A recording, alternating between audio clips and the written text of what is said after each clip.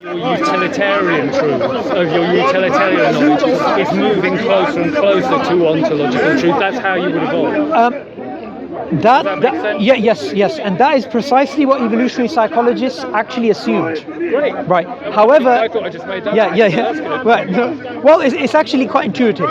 However, the problem came when people like James Sage and Anthony O'Hare, these other philosophers, they pointed out you could perfectly well survive on false beliefs, and in fact, sometimes false beliefs have greater fitness value than true beliefs. Yeah, that's fascinating. Yeah. So although it looked like it was going parallel, it actually goes perpendicular in some aspects. Okay. So the reason I was saying this is because in terms of epistemology, I don't think we can justify truth from a rational perspective. I think that you're saying you think there's no such thing as truth. No, I'm not. Oh, okay. I'm saying that you and me, Tony, right? Yeah. I sometimes get names wrong. You and me, Tony, we both believe truth is intrinsically valuable. We both believe this. Right? That's such a deep assumption that I've got to. Yes, I do, but maybe I'm wrong. Okay. So now this is the interesting thing. So let's make a distinction between intrinsic value of truth and instrumental value of truth. Yeah. Okay. So I'm sure you know, like for example, money and gold, and you get the difference, right? Okay. So we both believe that instrumental value of truth is there in the world. We all believe that truth has instrumental value, because if you see, for example, 3 lions go into a cave, and 2 of them walk out, and you do your maths right, you know that there's a lion in there. You're not going to walk in there, right? So truth has. We could do that. Look, if you don't grasp the truth, you're going to fall flat on your face very quickly. Okay. Exactly. So the opposite proves your point. Yeah, exactly. Yeah. Lack of truth will fuck you up. Will basically take you out of the gene pool. Yeah. Take you out of the gene pool. Truth as an asset, as a utility, which I thought was your point. It's an asset. It's definitely as a utility. Yeah, it is. What I'm saying is we both agree it has utility. Yeah. The question is, do we believe it to be intrinsically valuable? Right? Well, I believe. Well, you could then break that down. Does that utility has intrinsic value? Yes. No, not the utility. Not the utility. Well, if truth, if say it again. Okay, so good. Utility having intrinsic value is a side point. I'm not making that point. Yeah. I'm making the point that the fact that me and you both have an intrinsic worth for truth, that we believe truth is intrinsically valuable, this is something which is innate. We recognize it, and we don't really need justification for it. Yeah, and it may be a false assumption.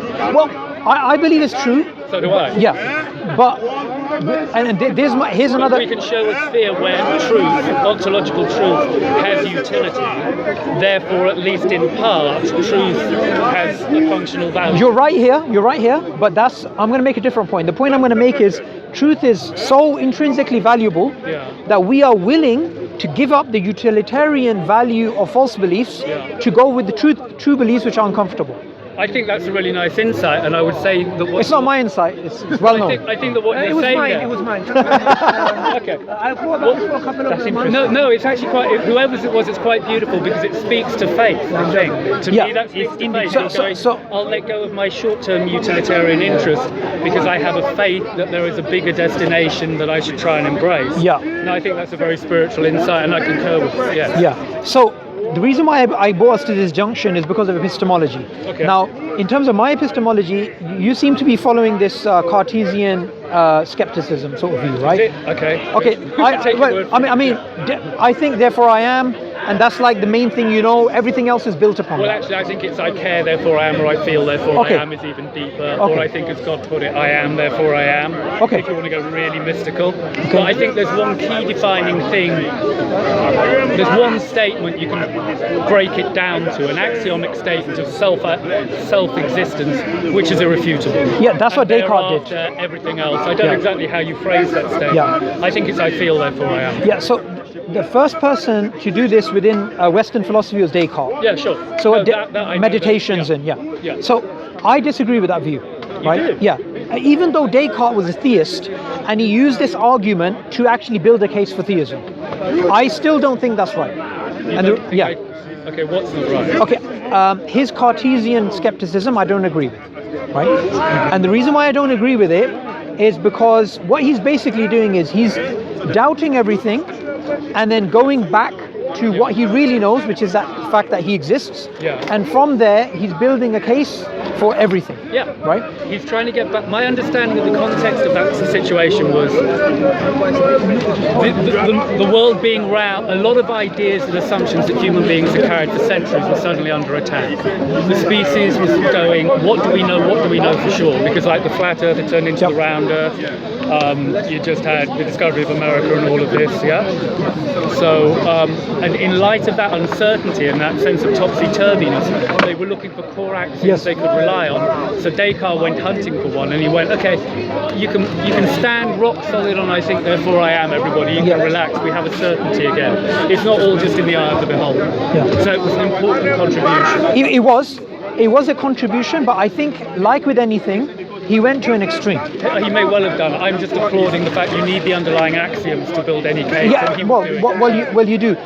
But for you to make a case about epistemology, if you start off with his view, I believe that his view just leads to a type of hard solipsism, where you don't really know anything. You're always doubtful about everything. You don't. But now let's live in the real world a minute. I have to. So what's the alternative? So you could end up with that. It's okay. You could end up with that.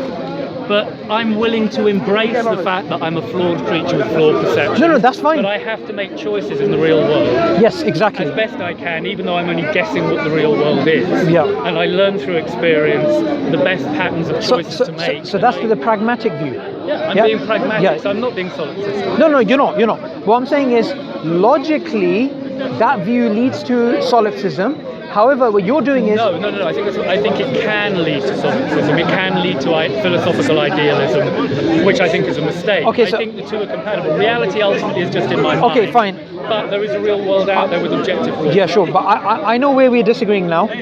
If I add the caveat that everything has to be rationally justified, and then I hold on to the view that the only thing that I know is that I exist. When you add these two together, you're basically in a philosophical quagmire, which you can't leave. I'm being very consistent. No, not you. I'm saying the person who makes the claim, the additional claim, that a belief, for it to be believed, right, you have to justify it. Now, I think that view is actually outdated. Right? Okay. You mean by justify it 100%, with 100% certainty? Then we agree. I don't think you can, with 100% certainty, justify any argument. They're all contingent. So Aristotle gave a very good argument. He said, look, all knowledge.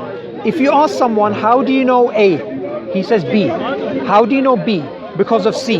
So if you have an infinite regress of justification, you will never know anything.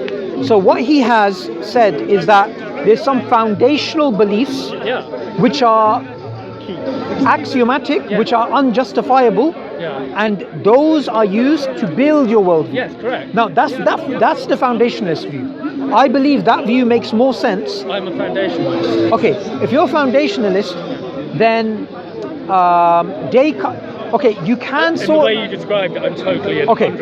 Now, because I don't want to get too distracted by the philosophy side of things, something else that you said. The philosophy is the most interesting thing. It is. But you did mention spirituality, so I want to jump to where I was trying to get to. From the Islamic perspective, you mentioned something which really got me thinking. You mentioned about something inside. Now, in Islam, we call that the fitrah.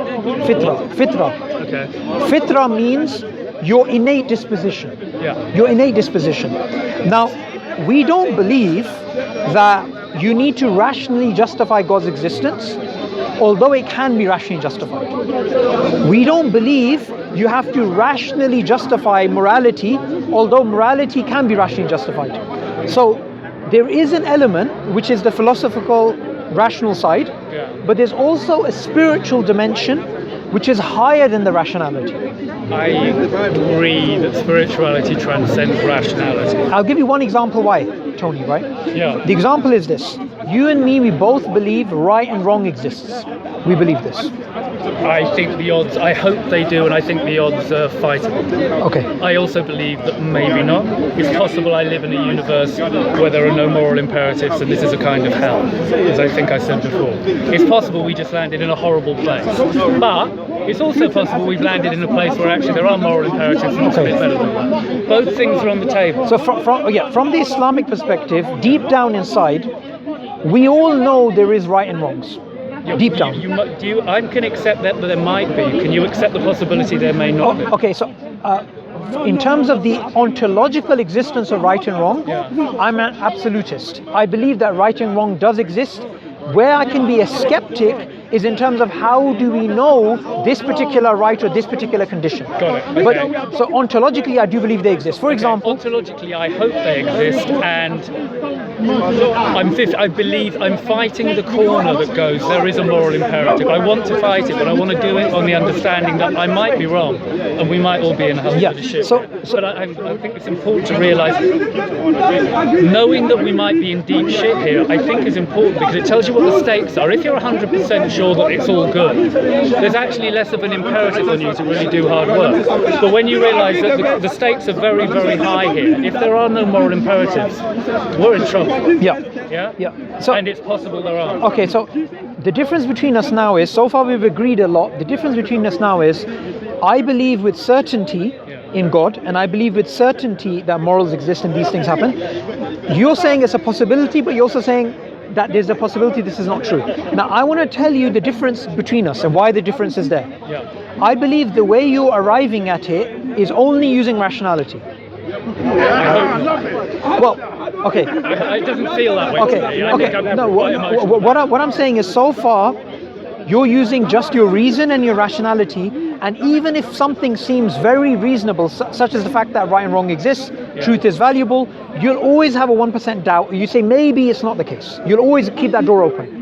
I think it's the best way of creating an argument which will defend morality. I want to do the best job I can of defending the moral principle and hoping it's real. And I think the best foundation to do that I can do is to be diligent and epistemological and axiomic. That creates the strongest steel man argument I can. If I don't do it that way, I think I end up with straw man arguments, which I think you can get from, no offence, more fundamentalist religions, where they just go, it says it, so it's true. Okay. And that's hopelessly unpersuasive. So, what you said there, the difference between us now is that you would keep that possibility that maybe it's not true. You'd always think it makes me stronger in my defense of morality. And I think the difference is that as a Muslim, I don't believe rationality is the be-all and the end-all. I believe that the certainty that I have is through spirituality, and rationality only helps you get to a certain level. I agree. I do agree with that. I mean, I'm very into the Kabbalah. So what supersedes rationality? I don't prejudge which branch of the Kabbalah I might be into. No. I'm saying from our perspective, Kabbalah we wouldn't say is spirituality, but spirituality is, for example, to cut to the chase, a spiritual experience would give certainty in a way that rational arguments cannot undermine it. That's the point I'm making. I'm not sure I agree with that, but the reason I mentioned the Kabbalah was it's one of the things I like about it is as you climb the ladder of understanding, originally it's metaphysical and rational, but it reaches a point where they go, now you've got to let go of all that and it becomes mystical. Where you've got to use something higher still. The very highest level of the Kabbalah, you've got to let go of that framework, the rational framework. But what you mustn't do is contradict the rational framework. There's a very big difference. Just because there are things which are beyond rationality doesn't mean those things have the license to contradict rationality. Okay, so that's a good point, but there is a small caveat, and this is where we're not going to disagree, right? Someone can come to you and make a really good rational argument which will persuade you of X. Somebody else can come and give you a really good rational argument which will persuade you of Y. So you can fluctuate.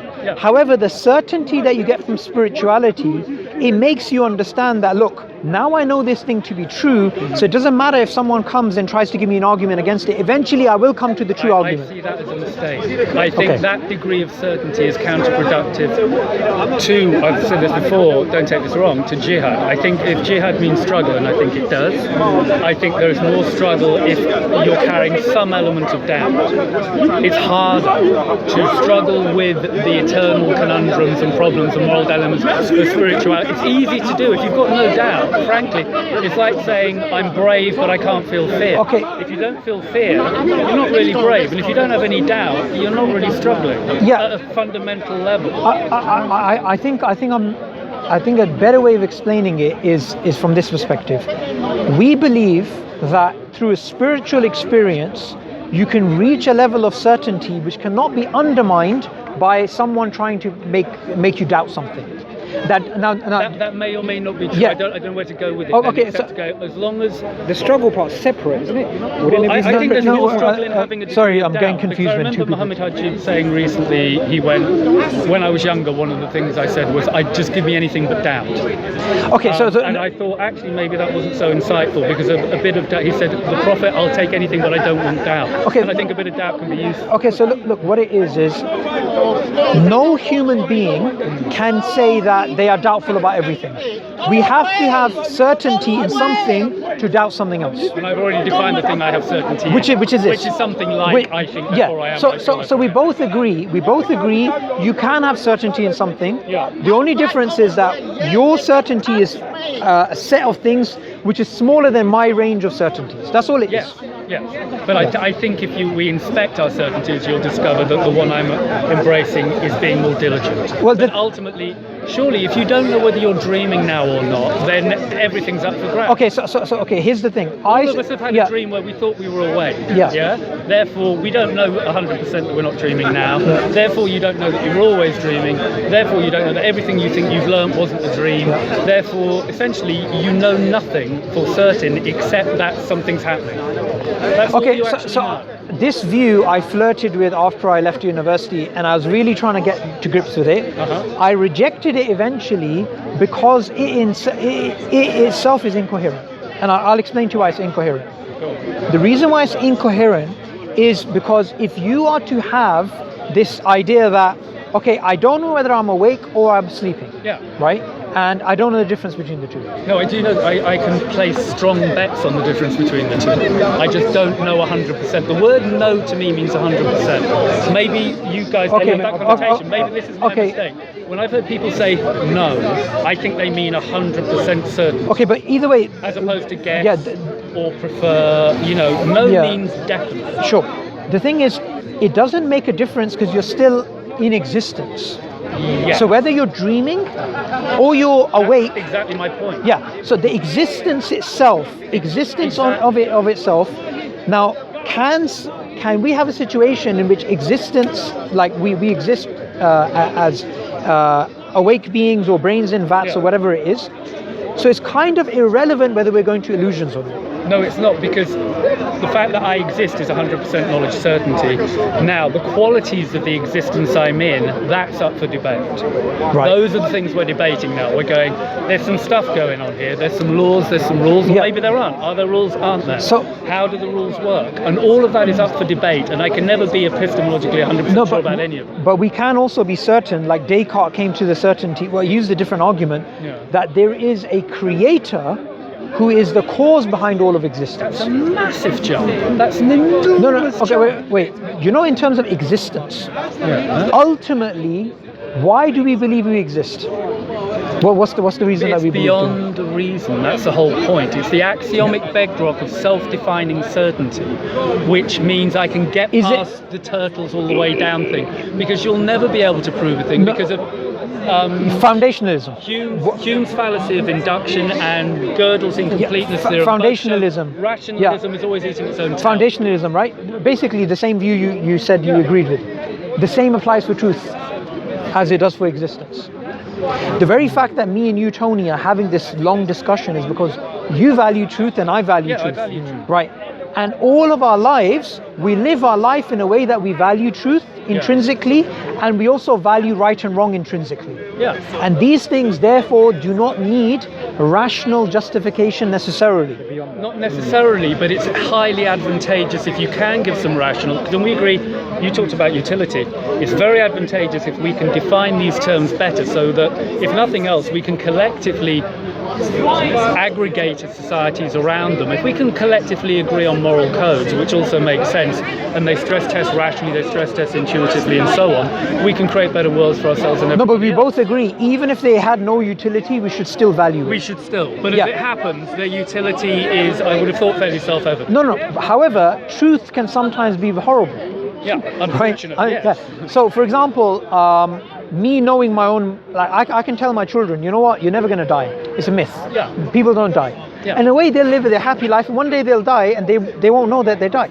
So they can live their life in this sort of false belief. Leave them in ignorance. Yeah, and exactly. Maybe you should. But, there's an argument to say you should. But that's what I'm saying, that we value truth to the point that we are willing to take on beliefs which we know are uncomfortable, because we value truth over comfort. Yeah, and I think there's some nobility in that. Yeah, and that's because not only our existence, not only truth, not only morality, all of these things are things that we are not rationally able to justify from first principles. We accept them axiomatically, and this is part of the human fitra, what I was speaking about earlier. I hope you're right, and I believe you may well be. I think we have an instinct for religion. Okay? I think you're saying something like that. I am saying that. I'm totally on board with the idea that human beings have an instinct for religion. In different cultures, those religions manifest in different ways, but they have a common underlying thread, and I embrace it. It's a good thing. All I'm saying is, epistemologically, I don't know. Okay, no, that's fine. I'm giving it a 95%. Okay, so Tony, so to end, what I'll say is, our only disagreement here is, I believe that if you adopt spirituality, you will come to that 100%. Okay, and I believe that spirituality is about not embracing 100% because it would be inappropriate. Okay, so now what we get to is, I don't believe that's spirituality. I think 100% is too easy. Okay. Okay, I think I want a real jihad here, okay? Because I think the stakes are so high, we need a real jihad, and we've got to be very diligent. You see, the Prophet Abraham. Sorry, I don't mean to use jihad in an offensive. No. We understand. The thing is, look, jihad, even the way that you're using it currently, is actually the correct context. It's the correct way. Yeah, it is. So it's a struggle. So, like, for example, the Prophet, peace be upon him, said, the greatest jihad is the word of truth against a tyrant. Yeah? So it's a word of truth. It's not fighting. It's basically you speaking the truth. So where I think we should end this conversation, because it's gone really well, right? Is that I believe if you try the spiritual, like you tried Kabbalah, right? Or you said I'm interested in synthesizing all of the religions with humanism into something which I think doesn't. I don't think there's necessarily a big argument to be had here. I think the small print is a problem. I think there's a lot. My view of religion has always been it's like panning for gold. Okay. You go to a religion, you pan for gold, and you'll always find quite a lot of dirt in there. But what's important is the gold. Now there'll always be some people going, look at this dirt, and I'm going, screw that. Look at the gold in here. No. Islam's clearly got a lot of gold in it. Yeah? So the 5 pillars to me are really strong. All of the ideas and principles are there, and I can see gold in other religions as well. So I just want to get all the gold in the same camp and realise you've got far more in common than you think. Okay, so... But the literalism is a problem, and the dogma is a problem. So I want to, I don't have it with me now, but are you coming to the park next week? Probably, yeah. Okay, so I'm going to get a book, and it's a book by, and it's better if without the cameras we can have a discussion. So it's a book about Islamic spirituality. Yeah. I'm just going to gift it to you. You have a read, and then you go on your own journey. The fact is, look, when I heard you speaking earlier to Ali Dawah, I actually thought, do you know what? A lot of what you're saying is actually making sense. Thank you. The only disagreements are when it comes to spirituality and certainty. And I think we can have a conversation about that. Good. I hope we can. I think this is good. I didn't expect that it would go so well with him either, because I thought it was going to be more kind of fundamentalist and stuff. But that was good. But I tend to go for the points of conflict. For me, the points of conflict are things like the attitude to gay people doesn't work for me. Right. And the dependence on the supernatural. Anything counter-scientific, unfortunately, I have to see to a scientific view. And I do sound fortunate with you. You separate that. Okay, so the thing is, look, okay, let's have that discussion about the scientific view maybe next week. Okay. Because the thing is about the scientific view, just long story short, look, God creating the universe with its laws of nature. Laws of nature essentially are not really things out there. They're just our way of making sense of the patterns that we perceive. So for example, a miracle is something which is logically possible. A miracle to us looks like a violation of nature's law. However, from God's perspective, it's just regularity. Yeah, no, if there's a God, everything you say is true. God is allowed to make the laws of nature and then break them at his or her discretion. Well, there is no breaking, but yeah. Okay. He makes default laws. This is where we got the Thomas Aquinas. Yes, There's default laws. You know your stuff. Well, I know enough to know that. I'm not nearly as well read. I mean, one of the things about seeing Muhammad Hijab and a lot of people here, I know you're better read than I am. Yeah. No, but you understand the concepts really well, though. Well, I hope that I pinned down the key things. Sure. And I'm slightly suspicious of people who always endlessly quote facts. Just because you know lots of facts doesn't mean you've assembled them correctly. So I hope I assemble what few facts I know accurately. Well, you got evolutionary psychology, right? Thank you. I do a bit. How did we get onto that? So anyway, backtrack. What did we just say? So what we said is we're going to the science stuff we can cover another time, but the spirituality book I'll bring for you next week, Tony. Happy to do the spirituality book. Quickly on gays. Do you want to just let me litmus test where you would stand on gay people? So I would go with the Orthodox Islamic position, and that's not something which fits within liberalism, but that's like, this is again part of the, if you look at the moral zeitgeist, the way that society keeps changing in terms of its morality, right? 100 years ago in this country, certain things would be considered, fornication say, 100 years ago would be considered evil, today is considered perfectly fine. I'm not a moral relativist, so I don't believe that true and false change with time. Okay, no, but what I'm trying to get to is, Islam is a religion in which we believe God is the one who gives us morals. Okay? So we believe, if in a, like for example, in the world today, there may be in some countries there's a liberal conception of morals, in other countries there's not. We believe in the Islamic conception, even though, and again, this comes back to spirituality, there may be things which make no sense from a liberal point of view, especially if you're brought up, like you're brought up in this country, you probably went to school here.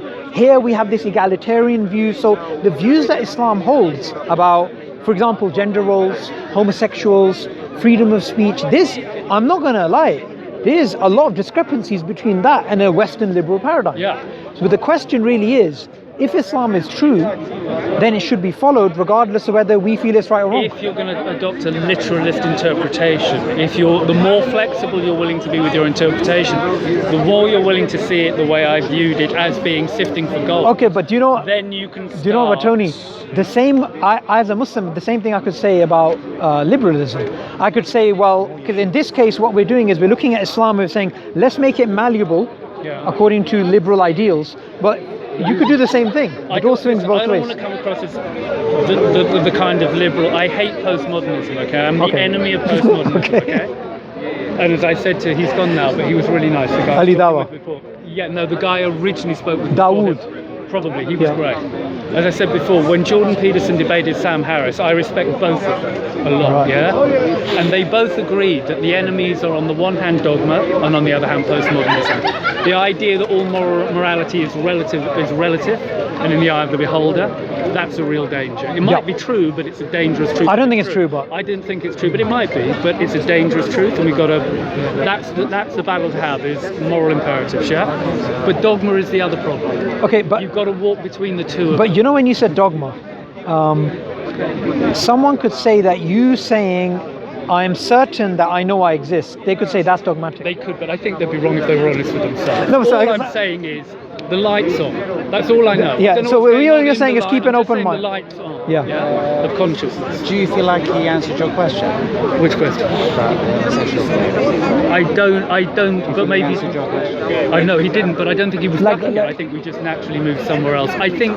In what way? I think the literalism with which the Quran goes, if it says it in the book, it's got to be true, doesn't make sense. I think the way to look at the laws across religions is that they're aspiring to deeper underlying moral axioms, and usually the moral axiom is the golden rule: treat other people the way you'd like to be treated yourself. Okay. Yep. So when they say something like "don't eat pork," right? That is not a serious moral adjudication. Okay, that's going in the environment you're in at the moment. Pork tends to be quite poisonous. Don't eat it because survival is a good idea. But once pork has become healthier, you don't need to still not eat pork. But that's assuming that pork is forbidden because of health reasons. Yeah, no, but what I'm saying is I think it is. I think the moral codes which are put forward in religions are reflecting core, sensible, underlying principles. Okay, so let's go back to... they're not in themselves correct. So let's go back to what you said earlier about miracles. Yeah. You said from a God-centric point of view, if God exists, then miracles make sense. Yeah. Likewise, if God tells us in society something is forbidden and something is allowed, then it's perfectly logical. The key word is because we're here because you guys read a book. Now, my common sense, my rational analysis tells me that book was written by a human being. Okay. Now, that may have been a series of human beings. That it was written by hand, and that human being or human beings may have been divinely inspired. But I don't take it automatically as read that they're infallible, or that everything that they put in there is automatically to the last syllable. Well, you shouldn't. Absolutely accurate. You shouldn't. Okay. And we're not making that argument either. Oh, okay, good. No, we're not asking you to believe based upon blind belief. We're not asking that. Blind. It was written by the fact on rationality. Yeah. So what we would say. So there may be some stuff in there that he said. What we would say is that you use rationality and spirituality, and both of these can lead to certainty in Islam. Yeah, and when I look at the impression I get about God from looking at all of the religions is that he, she, it is good. Okay, about God, you said something, right, about he, she. We believe God is transcendent, so he or she or gender or any anthropomorphic description, it doesn't work. I just thought, because that's a very important spiritual point. Okay, I'm not buying that. My interest in God is in embracing something which is fundamentally about teleology and moral purpose. A God who is good. No, I'm not saying not good. I'm saying, because you mentioned... The key property of God that you would normally mention are omnipotence, omniscience, good, omnipresence, although you guys don't have omnipresence, do you? No, we have God being ever present, but not omnipresent in a different context. Yeah, in a different context. So basically, we believe God is closer to us than our jugular veins, but God is above creation. God is transcendent of creation. Okay, transcendent. Simultaneously transcends creation and is simultaneously all. But through His knowledge, He's ever present. Through His knowledge. Okay, what I get from the books is the key property of God is that He is morally good. Yes, and that we believe He puts that. it to you that life is a fundamentally moral endeavor. Your life and the condition of your soul is based on you making positive moral choices. Yes. And that is the meaning of your life. Yes. The meaning of your life is to make good moral positive choices. Therefore, I infer a God who is good, who aspires to goodness. And because I believe I live in a self-consistent universe, then the book that I'm being presented with should present a God who is consistently behaving in a good fashion. Now, when that God starts discriminating against his own creation, and it seems that, seeing as he chose to create these things, and seeing as he knew in advance how things would play out, and seeing as he could see that those beings would come to terrible ends, just the creation of hell would be an insanely inconsistent thing for a good deity to do. It should jar with you. No. Okay. So if we go by your description, according to that, we don't. That's the thing. I don't agree with that. It's all subjective. But it's all probabilistic. Okay, but from God's point of view, God is the one who dictates what is right and wrong. But now you're just blindly following a book. If you're not placing any boundary conditions on how you should adjudicate whether you put this book over that book. You should. Okay, well, my condition is be self-consistent. The primary message I get from you is life is a moral endeavor, and each person should strive morally. Yes. Therefore, and I also get that I should be self-consistent. So I expect God to lead by example. And when God goes and does something as blatantly ridiculous as create hell and condemn his own creation to infinite suffering, I smell a rat. Okay. So wait. Are you saying it's incoherent? It's incoherent. Morally? It's morally incoherent. Okay. If God is the author of good and bad, then how is it morally incoherent?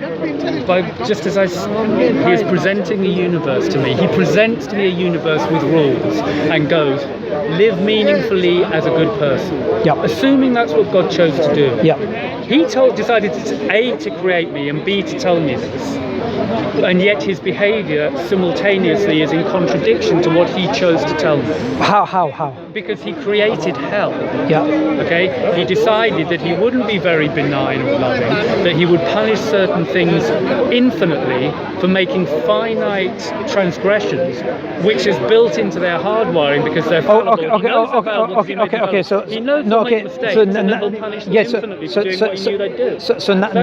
So now we get down to 2-3 assumptions which we can break down. These are the assumptions which you're saying leads to incoherency. The first is that, say, the desire of homosexuality or the desire of something else.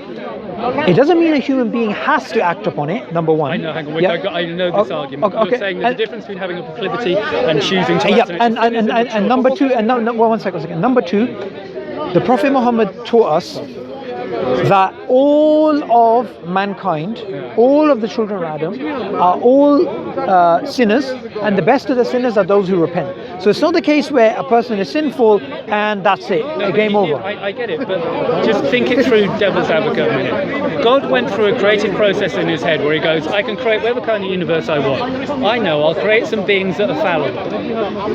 They're all fallible. Right, so all he fallible. could have chosen to make them infallible, but he decided... And those are angels. We believe those are angels. God created angels. Okay, but he also made a choice to create some infallible beings. He didn't have to do that. And then he said, and I've decided I'm going to punish them when they make mistakes I know they'll make. And then I think, what will the punishment be? I know, I'll put them into eternal hell. Now, he didn't have to make those three decisions. Okay, so firstly, the way... To me, that guy's really got an attitude. Even if he's real, I'm not going to embrace. Okay. So that's what. Look, what it is this. It's not incoherent. What it really is what you just said, which is that. Sorry, I shouldn't have said. I shouldn't have said that to you. Sorry. That was heavy. Given the context. Okay, look. The last thing I'll say to you is reconsider. Let me apologise for that statement because I know that's probably a very bad thing to say to you. Right? Whichever the God was, I think Tony, I'm not going to embrace you just because you're the most powerful thing. You've got to be the good thing. Look. What it is you're not God. No. Right? But your attitude right now is that you dictate to God what God should be doing. No, my attitude is that before I embrace a deity, I've got to use some level of my own discrimination based on the God-given faculties God gave me. No, if you were doing that, then you would have come to realize there is no incoherency. The real issue is you don't want to believe in a God that creates an eternal hell. It's possible that's the case. It's also possible that what I'm saying really is solvent. Because if he's a good God, I expect him to be benign. Okay, so look. And he is. Look, let's stick to divine. Let's stick to divine command theory. Let's stick to God being the author of right and wrong. It's impossible for incoherency. Case, but then the kind of God that you're envisaging is basically just the most powerful thing there is. Yeah. The real issue is you don't want to believe in that. What defines your God then primarily is he's the most powerful thing. We believe God to be the most. He has to be. We believe. He may have to be. We believe God to be the most powerful. The most merciful. Yes, it does. Wait, 1 second. And God is also. Look, I'll give you the different names of God. The just as well, and the punisher. Absolutely. Look. What it is. He may be winning on power, but he's losing on justice, and he's losing on. No, but the thing is, your definition. All I can do in my best goodwill is make a decision, and I know my soul's at stake, so I'm not trying to be frivolous. I understand the stakes, but in good faith, if there is a God who has a purpose for me, it's to use my faculties as best I can, and they tell me there's an inconsistency here and we can do better. Yeah, that a God who will punish his creation in an eternal hell is not consistent with a God who will tell you to treat everybody the way you wouldn't be treated yourself. It's not consistent. Wait, hang on. It's impossible if given God is the author of right and wrong, it's impossible for there to be incoherency in God's commands. Yes, which raises... Well, no, so I understand you don't believe in God. You're right. The key word there is if. So you're right. If that's the case, it would be impossible. For incurrency. Therefore, maybe it's not the case. No, so what it really comes down to is this. The flip side of the coin. The flip side of the coin would only work if you had an argument to chat, and this is why things come down to what is true. So I would build a case for Islam based on rationality than spirituality, and in your case, it would be you'd have to build a case opposing them.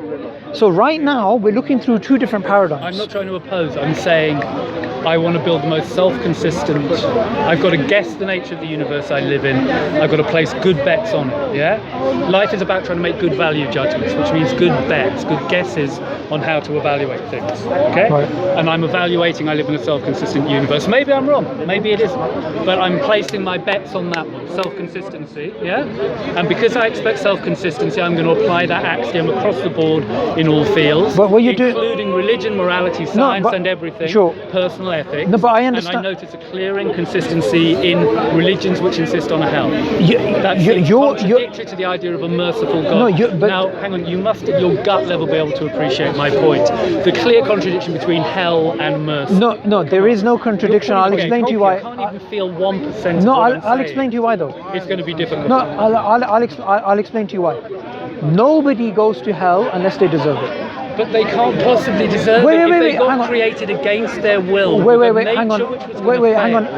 Look, Tony, this is the real issue is the God complex. You are dictating to God what God should do. No, you're... Because look, if God, and you already agreed with me, if God is the author of right and wrong, there is no incoherency. The real incoherency is when you use your definition of right and wrong, of mercy, of justice, and then you apply that to God and say God should not have created hell. If God is the author of right and wrong, and you happen to have embraced exactly the correct book with exactly the correct interpretation of what that right and wrong is, so it's a double if, then what you say is true. Yes. However, I would question that you have embraced a book which is 100% the last syllable, 100% a representation. Good. I agree. And I would also question necessarily that God is the author of good and bad, although actually I embrace the idea, but you might mean it at a supernatural level, maybe I don't. But in principle, I kind of do embrace it, but I expect God to be self-consistent to the principles of justice and mercy. In other words, I expect God to walk the walk, not just talk the talk. That makes look. No, it doesn't make me God. I just have to make a judgment. Okay. I don't mistake myself for God, but I'm trying to embrace the best of this possible. So far with what you just said here, I agree. Thank you. That's where we agree. Now, in terms of the spirituality aspect, I'll bring the book next week. Okay. We'll have that sort of discussion, and where we disagree, it will really come down to what we believe to be true. That's where we're going to disagree. Yeah, look, you say that like it's nothing. It's virtually the whole thing. Yeah. So no, but that will change the way you look at the world. It'll change everything. And if I was to adopt your belief, let's wait until next week for that. You can conclude on that next week. Yeah. You can't conclude that now. What time is it? I think it's late. Is it late? It's very late. Can I just say how brilliant you two have conducted yourselves, and what a great credit to Speaker's Corner you two have been. Thank you very much. It's awesome. Thank you very much. Thank you very much, and I really enjoyed the chat. I did too. Take care.